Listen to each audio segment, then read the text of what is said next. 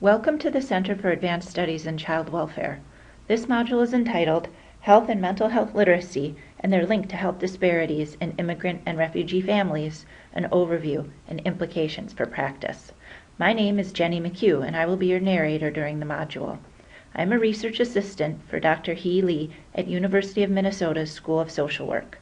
Dr. Lee is an associate professor at the school, and her major research areas are cancer health disparity, cancer and health literacy, and family violence among underserved minority populations, with particular attention paid to immigrants and refugees. Dr. Lee has created several learning modules on the impact health and mental health literacy have on immigrant and refugee families. This learning module updates and compiles Dr. Lee's previous modules into a concise overview of health and mental health literacy and their impact on immigrant and refugee children's health. We will explore the meanings of health and mental health literacy and how these concepts interact with socioeconomic factors to lead to health and mental health disparities in the lives of immigrant and refugee children. We will also describe steps professionals can take to improve health and mental health outcomes for immigrant and refugee children. And at the end of the module, you can take a quiz to earn continuing education credits. After completing this module, you will be able to define health and mental health literacy and understand why these concepts are critical for best practice, explain how these concepts apply to reducing health disparities among immigrant and refugee children, and describe strategies for supporting the health and mental health literacy of parents, professionals, and systems, with the ultimate goal of improving health outcomes for immigrant and refugee children. The definitions of health literacy and mental health literacy are very similar. We'll start with simple definitions of these two concepts and then dig deeper into their meanings after we discuss why they are important to think about. Basically, health and mental health literacy have to do with how well people understand and are able to use important information to make decisions about their health. Please take a moment to read the definition of each term listed on the slide.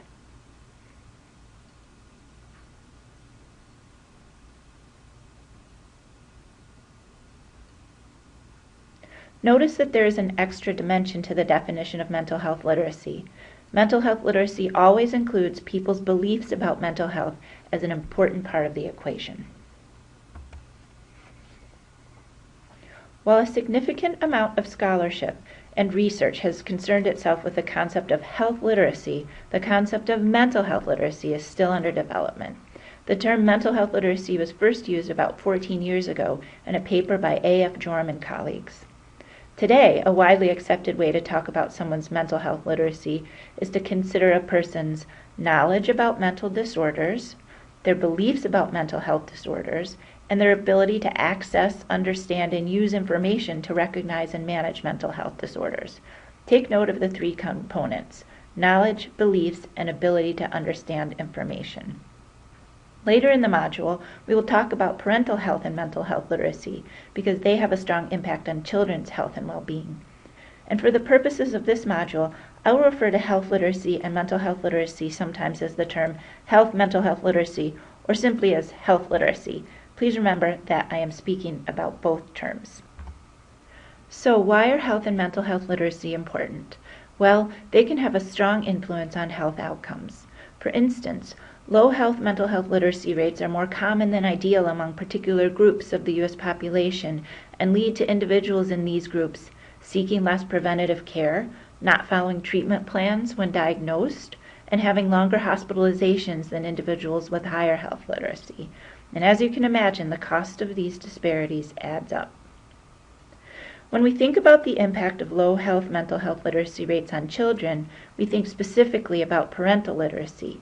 Parents with lower levels of mental health literacy may not understand the value of or access basic preventative care for their children, for instance, baby checkups or vaccinations and nutrition.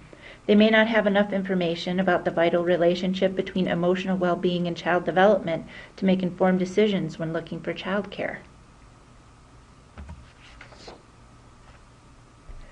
Because parental mental health literacy have a vital influence on the lives of children, we need to understand these concepts so that we can better communicate with families. As practitioners, we need to acknowledge that because of varying levels of mental health literacy, parents don't always understand the information we share with them. And if parents don't understand what we mean, we can't effectively help them. We will talk specifically about ways of improving our practice later in the module. Understanding the importance of mental health literacy when communicating with immigrant and refugee families is especially important. These clients often have lower health literacy rates than their U.S.-born counterparts and face many other risk factors. We will take a deeper look at this situation later in the module, especially regarding immigrant and refugee children. Let's now take a moment to hear from an experienced medical practitioner about his concept of health literacy in the context of his work with immigrant families. Dr. Lowe is a family physician who has worked for many years with low-income and refugee and immigrant families at the Eastside Family Clinic in St. Paul, Minnesota.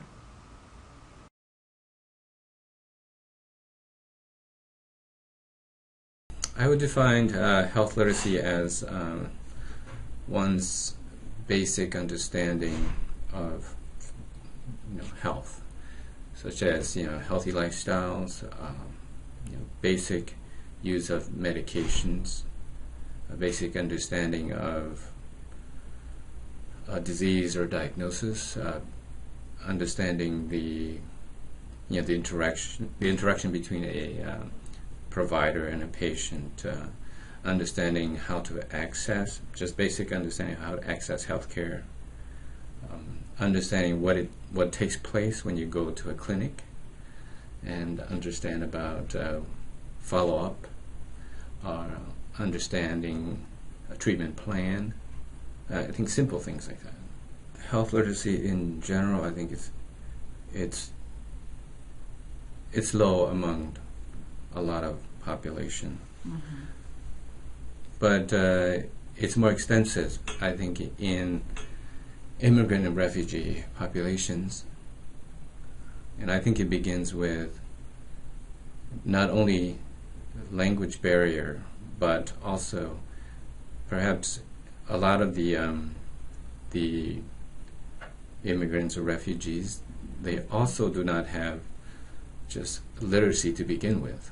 They don't read or write in English, and sometimes they don't read or write in their language. Mm-hmm. And so I think that presents a huge barrier in terms of trying to come into the Western medical culture and try to understand that.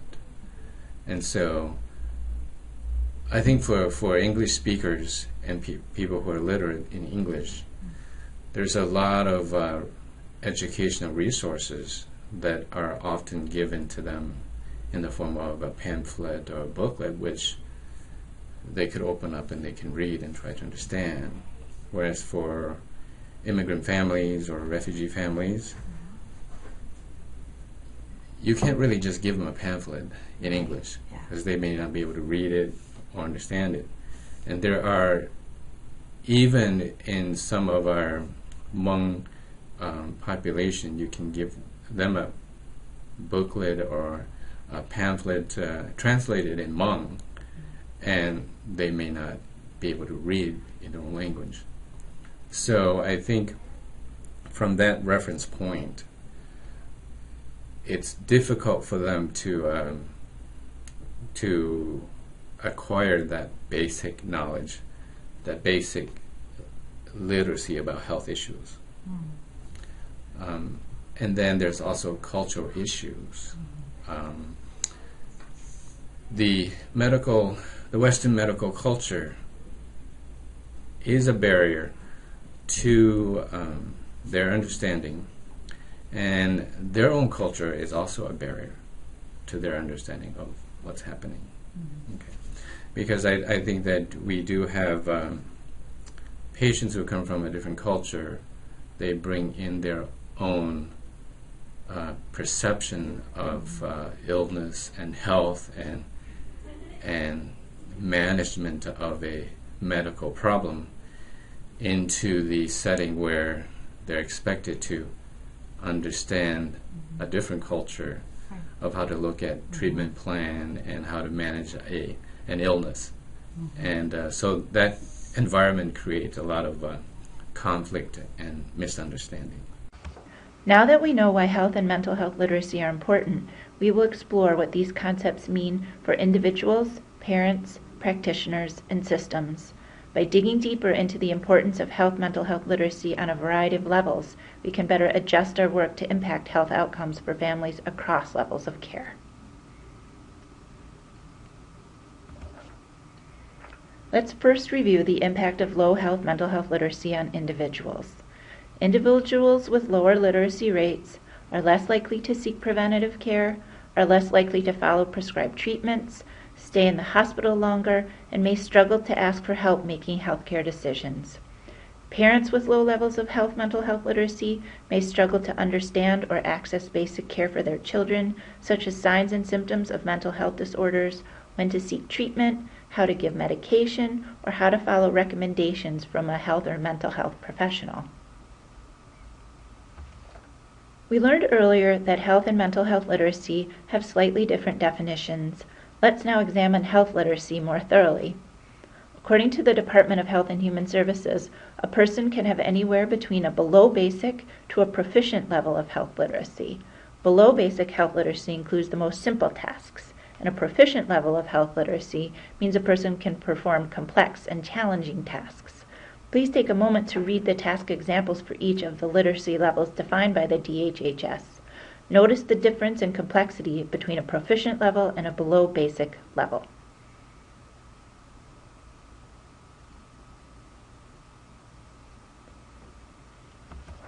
Now let's look at the most recent data on U.S. health literacy. There are some important and sobering findings about the levels of health literacy among adults in the U.S. Please take a moment to look at the pie chart.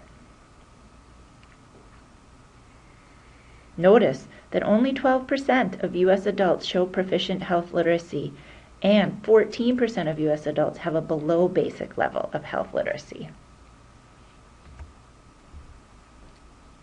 Health literacy survey results also indicate racial disparities. The bar graph on this slide breaks health literacy levels down according to race. Notice that 72% of Caucasian respondents show an intermediate or proficient level of health literacy. Compare that to the findings that less than half of Black respondents and roughly a third of Hispanic respondents show an intermediate or proficient level of health literacy. And notice also that 65% of Hispanic respondents scored at the below basic or basic level. The data clearly show that low health literacy is common, but that it disproportionately impacts members of certain groups.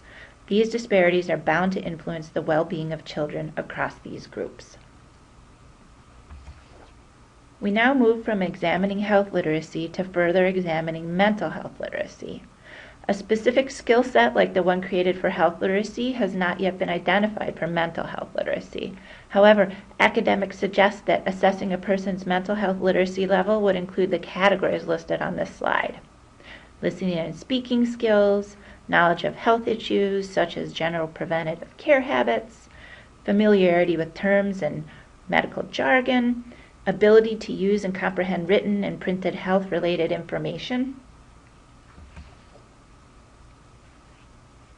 We can reasonably state that low mental health literacy is associated with a lack of knowledge about symptoms of mental disorders, for instance, that anger might be a part of depression, or what terms mean, like the term diagnostic assessment, or different treatment options available, for instance, therapy versus medication.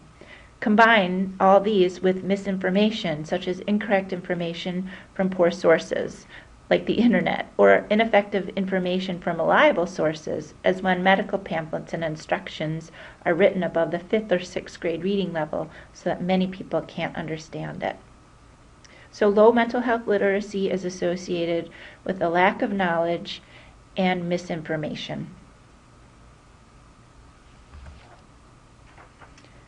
We will now explore the mental health literacy of a critical subset of individuals, parents.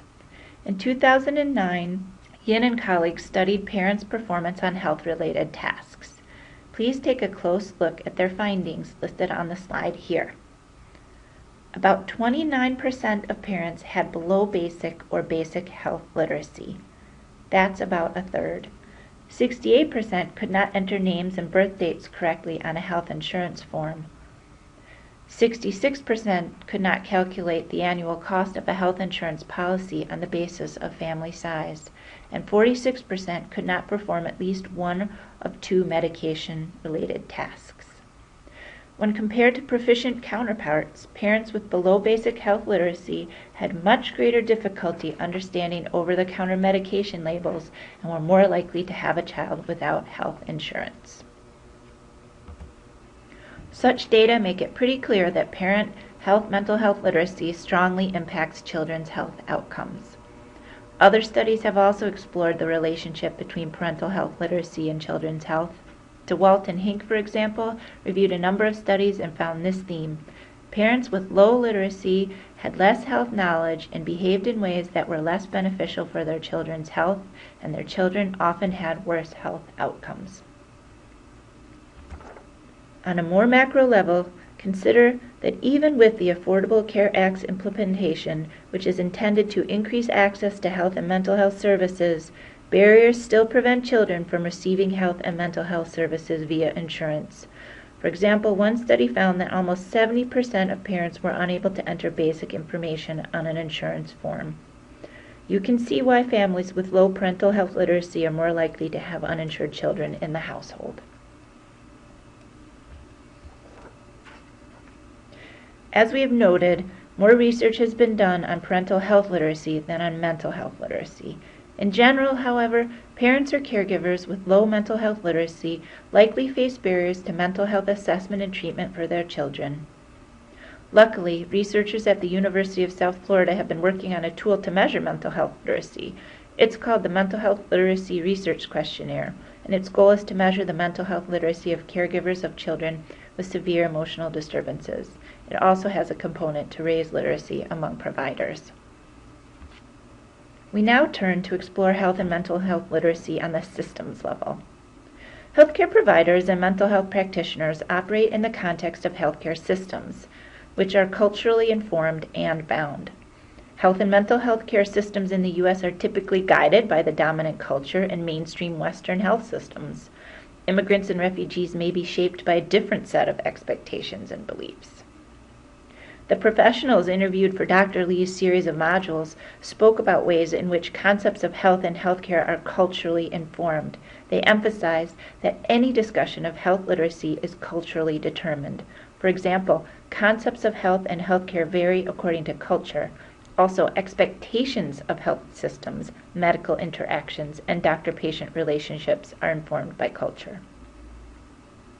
In the next slide, we share a video of Dr. Patty Shannon talking about cultural beliefs and mental health literacy. Dr. Shannon is an associate professor at the University of Minnesota School of Social Work. Please take a moment to listen as she discusses her research on how cultural beliefs impact mental health literacy and how refugee populations think about accessing care. Well, there's a number of ways that beliefs and attitudes, and I've just completed a study on, at least for refugees, on their understanding of mental health. So, to some extent, beliefs impact whether or not people are open to recognizing mental health suffering. So there are certain refugee groups where if someone is concerned about their mental health, they immediately go to the fear that they'll be perceived as crazy, and therefore,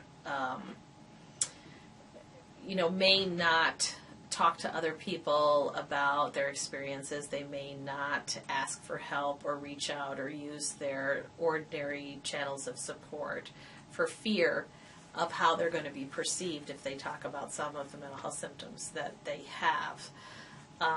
And that is definitely, in some refugee groups, that has been something that people have said. Either you're crazy or you're not crazy. However, I've also, in pretty much all of the refugee groups I've dealt with, when you get beyond that initial concern, there's a tremendous amount of sensitivity and recognition of a wide range of mental health distress, so that people do understand different ideas and different causes of distress, and especially for refugee populations, which I know the best, when they're coming from places of conflict, sometimes they recognize conflict-based mental health distress differently and sort of honor it, as opposed to something like a serious and persistent mental illness that has not been brought on by the trauma of war or civil conflict. So I think refugee groups at least have complex beliefs and very varying and diverse and different beliefs about mental health, and also about suffering and healing. All of that will impact whether or not they isolate themselves or reach out for help or believe that help is even there. So there's beliefs about mental health, and there's beliefs about whether or not anybody can help. And a lot of the groups that I've dealt with have talked about feeling like everybody's been through the same thing. So the neighbor, why should I talk to anybody about my suffering? Because my neighbors had the same suffering and they can't help themselves, they can't help me. So beliefs about healing can really impact whether or not people get help for mental health issues. Another way that beliefs affect refugee populations has to do with religious beliefs. So I've heard refugees say that accessing certain kinds of Western mental health treatment violates their religious beliefs. They've been told by their cultural leaders, their faith leaders, that this is not what we do when we're struggling. So there's that way that beliefs directly affect accessing care, understanding conditions and accessing care. So I would say yes, beliefs affect a lot of this, in summary. Catherine McGraw-Schuckman also works with immigrant and refugee families. She points out that when there is a misunderstanding between a professional and a parent in the system about a child's behavior or needs, it may be because each individual has a different way of understanding health and behavior. She states, "Too often we have this concept that somehow parents don't understand their child's problems. I think quite the opposite is true. They're just not saying it in a way that we're recognizing." Davis and colleagues have suggested that measuring the mental health literacy of a system would consider several categories on the micro, meso, and macro levels. On the micro level, skills, preferences, and expectations of health information providers would be measured. On the meso level, we would explore the services and responsiveness of healthcare organizations, and on the macro level, we would take account of systems of education and society and culture. As we think about working with families, we need to remember that we serve them best by consistently evaluating how our own values and our dominant system's spoken and unspoken rules impact our ability to serve our clients. Derek Summerfield from the Institute of Psychiatry in London echoes this notion when he describes the tendency of research to reflect cultural bias. Take a moment to read his words describing this process.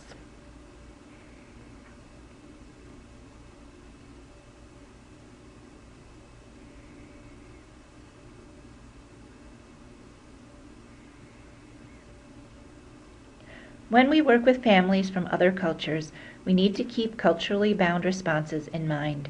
We need to reflect regularly about how our ideas of mental health literacy are constructed by our own cultural backgrounds. This self-reflection helps us see how our particular cultural biases interfere with our ability to best serve our clients. Now that we have an understanding of mental health literacy in the context of individual systems and culture, we will now examine mental health literacy in immigrant and refugee families. As we have stated, health and mental health literacy play a critical role in effective health care for both adults and children. Strong mental health literacy skills are essential for reducing health disparities, and this is especially true for recent immigrant and refugee families who are particularly vulnerable to low health and mental health literacy in the United States. Immigrant and refugee children are a growing part of the U.S. population. The population of immigrant children grew by 28% between 2000 and 2009. Nearly 1 in 4 of all U.S. children are either first-generation or second-generation immigrant children, and they and their families can have unique risk factors and health and mental health needs. Immigrant and refugee families are resilient and possess many skills and capacities that protect them from risk, but they are also vulnerable to certain socioeconomic risk factors. Immigrant and refugee children are somewhat more likely to have a family income below the official poverty threshold, to have parents with minimal formal education, to have many siblings, and to live in overcrowded housing. Immigrant and refugee children also face certain health behavior risk factors. Health behavior refers to how people's actions impact their health. Immigrant and refugee children are much less likely to have health insurance coverage than their non-immigrant counterparts. Immigrant children born outside of the U.S. are 3 times as likely as children with native-born parents to lack health insurance coverage. Also, children of new immigrants are considerably less likely than U.S.-born children to have had at least one doctor's visit in the previous year, or to have a usual healthcare provider or source of healthcare. Immigrant and refugee families also face risk factors associated with their immigration history. These can be divided into 3 categories: pre-migration and migration stressors, post-migration stressors, and cultural transition. When considering the parent-child dynamic in the context of these risk factors, it should be noted that these risk factors can sometimes cause parents to be preoccupied with their own needs, and that subsequent stressors can reactivate migration memories and emotions. Please take a moment to read Bao Mua's thoughts on the complicated interplay between parents, children, and immigration. Bao Mua has worked with families in the Twin Cities for many years.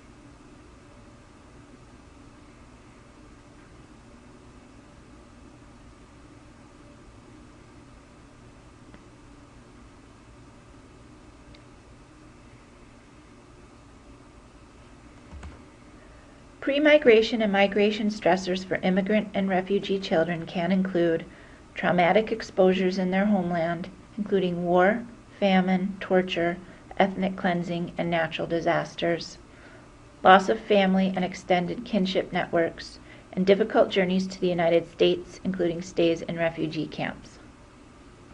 Once families are in the U.S., stressors can continue. Post-migration stressors can include lack of parental employment and/or education, living in high-crime neighborhoods, and discrimination and prejudice. Transition into a new culture is also a mental health risk factor. Transition is a psychological process that impacts children from an early age. Children's awareness of their ethnicity appears between the ages of 3 and 4. Their transition is impacted by their native culture and the new one they are expected to adapt to. Transition is made more difficult by the fact that American culture doesn't necessarily recognize or accept aspects of immigrant and refugee culture and ethnicity. Immigrant and refugee parents also can play a role in cultural transition by sometimes expecting their children to succeed in their new environment.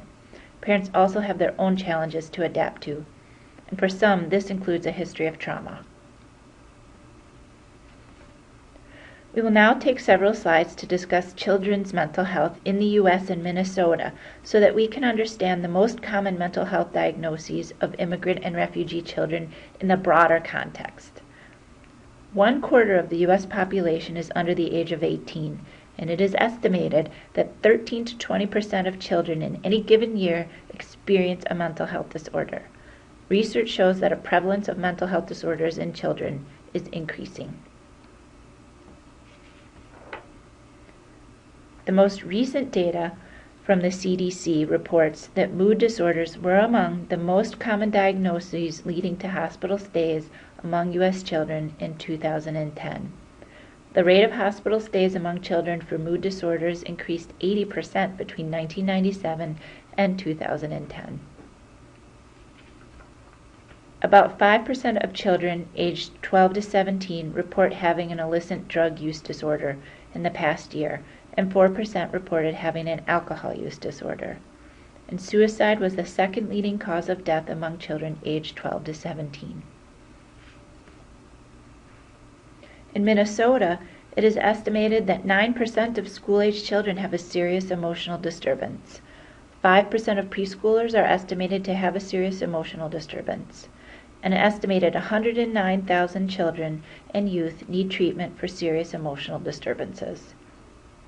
Children with mental health needs can experience serious long-term consequences. Please take a moment to read the consequences listed here.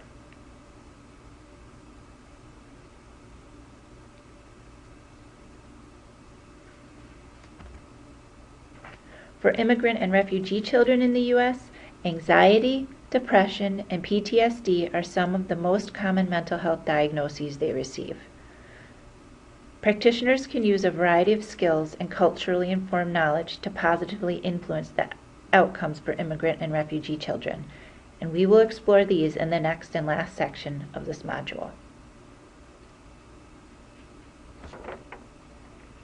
We turn in Part 4 to how we can help immigrant and refugee families with their concerns about their children's health and mental health. As we have learned, many factors influence immigrant and refugee parents' health and mental health literacy and their ability to access care for their children. These include belief systems, cultural systems, language barriers, trauma. Barriers to treatment can be concrete, like a lack of health insurance, or more complicated, as when cultural differences lead to miscommunication about who possesses health and mental health literacy. For example, what if a practitioner assumes that a parent's lack of communication in the office means that the parent doesn't want to talk about her child's mental health because it might be stigmatized in that particular culture? The real picture could be different. For instance, what if the parent does not respond to the practitioner's conversation attempts because the practitioner lacks culturally tailored and sensitive language and services? Dr. Lowe and Dr. Lee will now discuss barriers to health literacy for the families Dr. Lowe serves. What is the effect of immigrant or refugee parents' health literacy on their children's health or mental health outcome? I think that it goes back to if you don't understand why you're going to get a physical, then for one thing, you may not go get a physical. You mean physical checkup? Physical checkup. And then second, once you get to see the doctor for your physical, you don't want to do everything that you need to do. For instance, you have parents who don't understand the importance of having their children vaccinated for the health benefit to protect them from certain disease. Some of the patients we have or parents, they bring their children to get vaccinated only because they understand that if they don't get vaccinated, they don't get to go to school. Yeah. So I understand that part is important, but more importantly is that parents have to understand that vaccinations are to prevent disease, and not just so that they can go to school, but really to. And so when you have a parent who doesn't have that understanding, then you have children who don't get vaccinated according to their schedule, or may never get vaccinated. Okay. Until they go to school. Until they go to school, until they're sent from the school to get vaccination. And then, so if you don't understand what is needed to be done at a routine physical, or you don't know why you need a routine physical examination, you may go to see your doctor, and you don't want to do anything. For instance, you have a little, let's say a teenage girl comes in, and the parents come in and they say, well, we were told that she needs a physical, but they don't know what a physical is. So the physical involves a physical exam of the body and they may refuse certain things, like, okay, they don't want to have certain physical exam done. Sometimes they may not want to get certain lab done for screening. And so I think without that understanding, again, the patient comes in with a different expectation. And I use the example of a physical exam is that the patient comes in and you do a physical and you start talking about prevention and screening tests, and that is totally not what they're expecting. And so they might end up declining every screening test that you recommend. Because they don't understand. Because they don't understand it, and that's because they've never heard about it. They don't understand what to expect from a physical. Some patients come in and they don't even want to get undressed because they don't understand what a physical is. Why did they undress, right? Yeah, why do you need to be undressed? Right, well, right. because you're doing a full physical and you're examining the whole body. Okay, and so so without that understanding, then without the understanding of what the nature of the physical, without the understanding of preventative medicine or the prevention of diseases, then I think the patient comes in with different expectations. So they just come to doctor's office thinking that, well, they're going to give us pill, whatever, right? Oftentimes, is like the a case. miracle, Yeah. happy pill. And oftentimes when a patient comes in for physical, especially in a population where I work with, where they're foreign, where the American or the Western health system is foreign to them, so, they come in for a physical because, well, maybe let's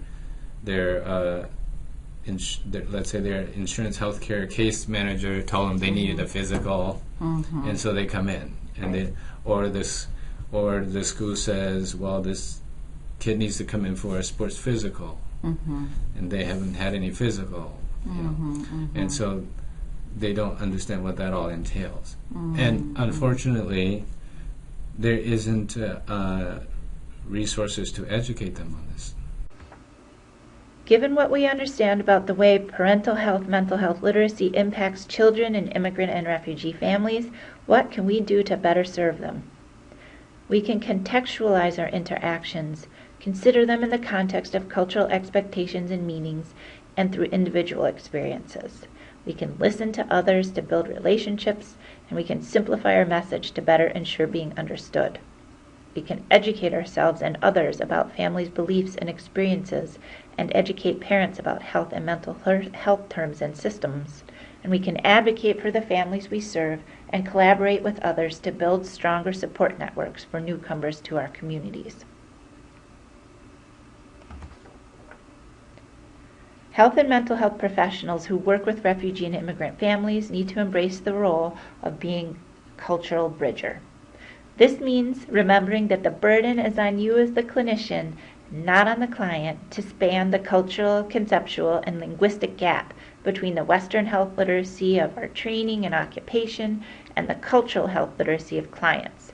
This work can look like collaborating with skilled interpreters, using well-translated health materials, learning about specific cultural groups' history and beliefs, and respecting and responding to the individual cultural cues of clients. Kathy Lytle, who works at a medical clinic serving international clients, asserts that building health literacy in the refugee and immigrant community requires developing a personal connection with families. This means engaging in an ongoing relationship, and it takes time. She encourages healthcare professionals to see relationship building and teaching as part of their role in increasing health literacy and improving health outcomes. Please take a moment to read her thoughts as shared here.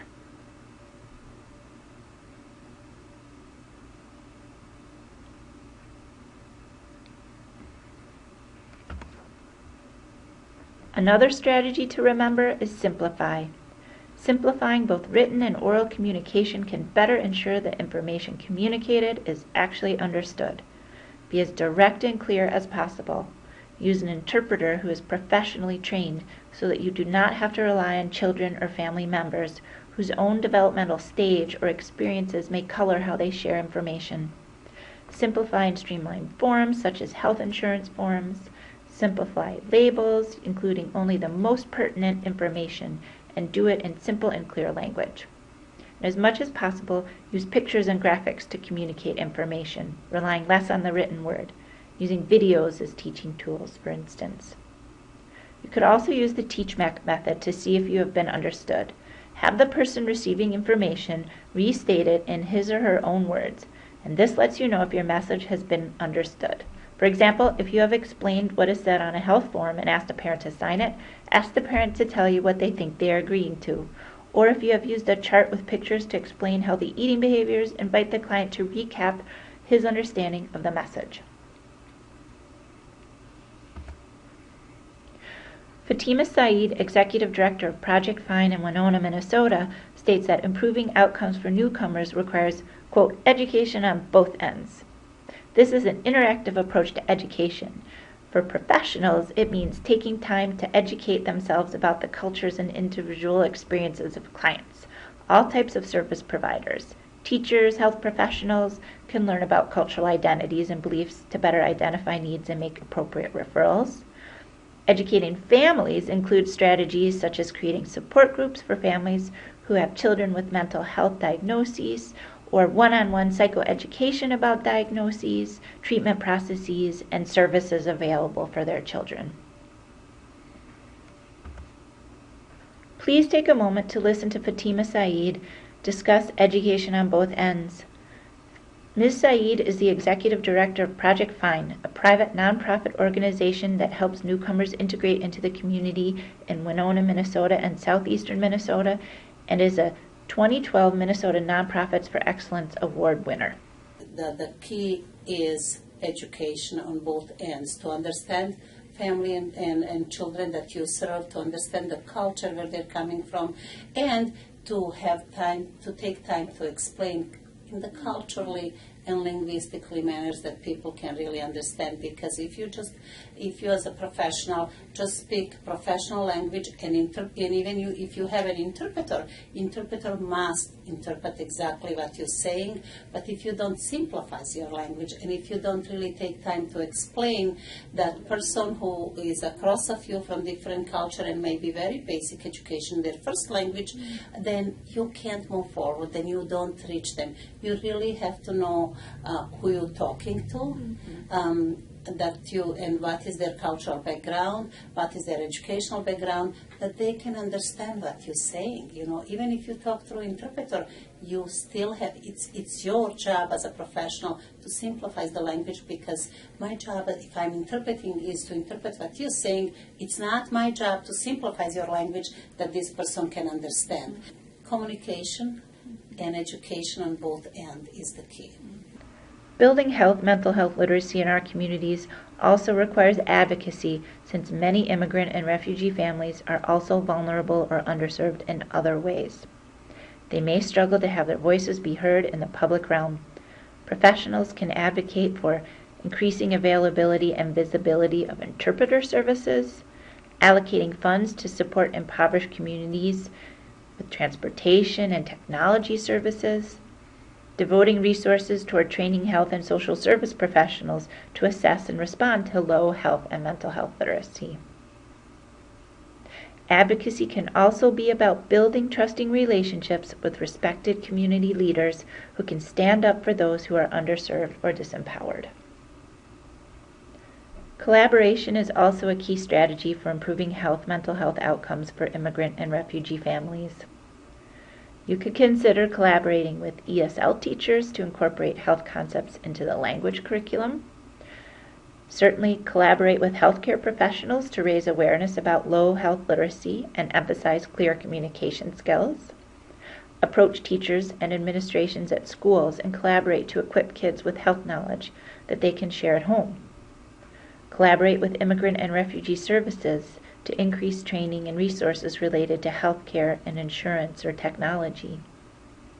And when working with immigrant or refugee populations, make sure to collaborate with community leaders to raise awareness about health literacy concerns and options. And think about the community you work with. Who else might you collaborate with?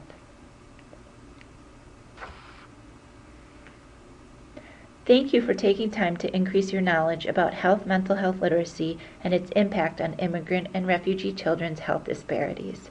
You should now be able to define mental health literacy and why these concepts are important to understand, explain how these concepts apply to reducing health disparities in immigrant and refugee families, particularly children, and describe strategies for supporting the health and mental health literacy of families, professionals, and systems.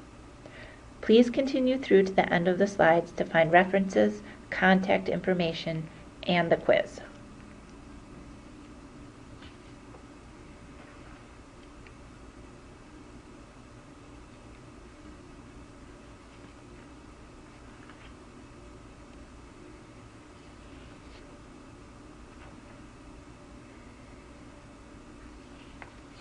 Congratulations! You have now completed the module Health and Mental Health Literacy and their link to health disparities in immigrant and refugee families. Please complete the quiz at the link below to obtain CEUs or print off confirmation of your viewing.